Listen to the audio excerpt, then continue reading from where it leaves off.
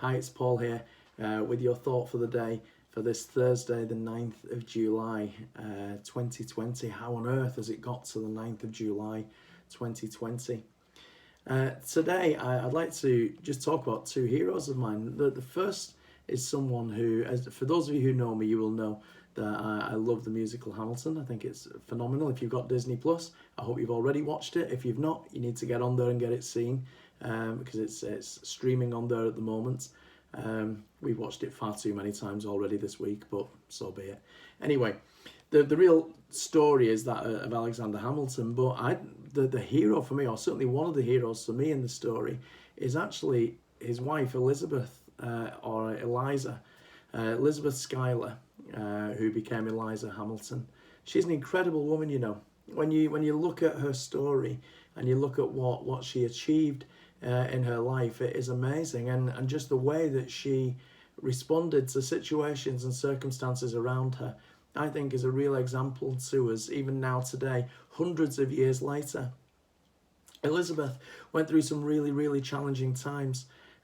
She lost her son, Philip, her firstborn, who was killed in a duel defending his father's honour. Her husband had an affair, and she went through the whole process of grief and challenge and hurt that brought, but also came to a point of forgiveness of him and allowed him back into their marriage, and together they went on to live and love one another again. When her husband was then also killed in a duel, you would think that this woman would crumble, would fall apart, but she didn't. She grieved, of course she went through the challenge of that, but she went on to do some incredible things in a time when, let's not forget, women's rights were not at the place where they are today. This lady lived to be 97 years old. That's not bad for someone born in 1757, is it? 97 years old. In that time, she did achieve lots and lots of things. She wrote her husband's story. She collected together lots of his writings and had them published. She raised funds to set up the Washington Monument. She went on to set up a remarkable thing, the first orphanage, private orphanage in New York City, a place where children who'd been abandoned and left, or children who'd lost their parents and families, could be cared for and loved. What an amazing woman. Someone who went through challenges, but who also brought about really significant change. She's one hero. My other hero I want to speak about briefly today is Barry Littler. Today we will be, or we will have already by the time this is put out, we will have celebrated Barry's funeral. And I use that word celebrated in a chosen way, because Barry was someone who, like Eliza, had some really difficult things to face. Barry, as we know, was ill for a number of years. But what we saw through Barry's life was someone who also used every day that God gave him to make a difference. Someone who, when I look back over my life, I thank God for the impact that he had on me.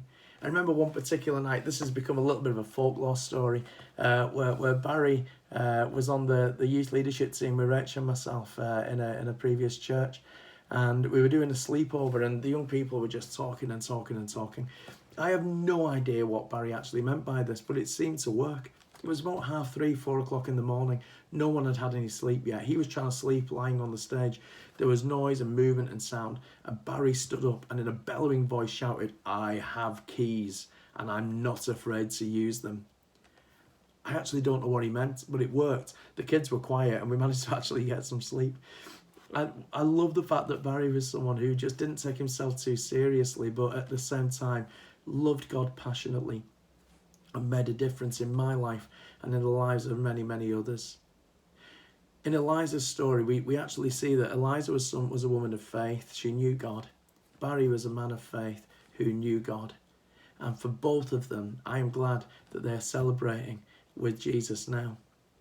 Today we do remember Chris and Gareth and Suzanne and the rest of the family on what must be a really challenging day. But I'm glad that we can celebrate Barry's life and learn from his example. Learn from the example of Eliza Hamilton too. When the good times are there, Let's enjoy them and celebrate. When the challenging times are there, which, look, if you're alive, you know that they do come.